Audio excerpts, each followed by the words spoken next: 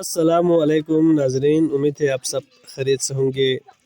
آج میں آپ لوگوں کو دکھانے والا ہوں کہ بلتستان میں لوگ کس طرح سے زو پالتے ہیں۔ زو ایک پالتو جانور ہے جو بلتستان کے تقریباً سبھی گاؤں میں پالا جاتا ہے۔ زو کھیتی باڑی کے لیے استعمال ہوتے ہیں۔ اس سے زو کی مدد سے ہل چلایا جاتا ہے۔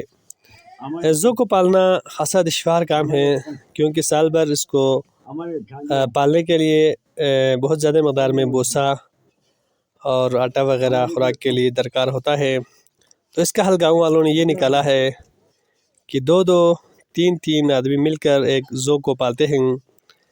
عام طور پر ایسا کرتے ہیں کہ سالترو یا کندس میں ایک آدمی اور سنو دھگز گلشن کبیر اس طرح کا علاقے کے لوگ کو مل کر ایک زو کو پالتے ہیں تاکہ زو استعمال کرنے میں کوئی دشواری پیش نہ آئے۔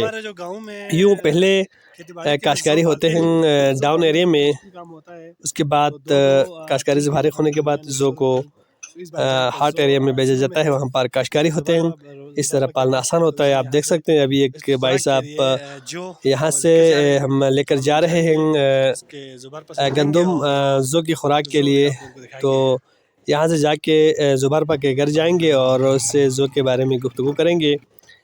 جو زوبارپا ہوتا ہے وہ بھی ایک قسم کا رشتہ دار ہی ہوتا ہے، گپ شپ کرتے رہتے ہیں، زو کے بارے میں گفت و شنید ہوتے رہتے ہیں۔ اس کے خوراک کا خاص طور پر خیال رکھا جاتا ہے کیونکہ اس سے بہت سارے کام لیے جاتے ہیں۔ تو ہمارے گاؤں میں یہ نظام ہے کہ آپ کے گاؤں میں بھی ایسے نظام ہے زو کو 2-3 آدمی مل کے پالتے ہیں یا نہیں؟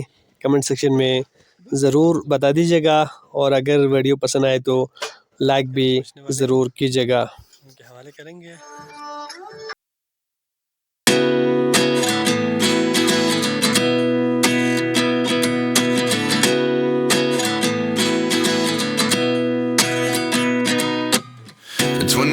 And I find myself wondering what did happen to the last 10. I ran away with my life, fast forward, never turn back again. It's kind of funny that the more we pass time, the more we need to set the rewind. And 19 was the year I had to leave you, but now I'm seeing all the signs. Is this really happening?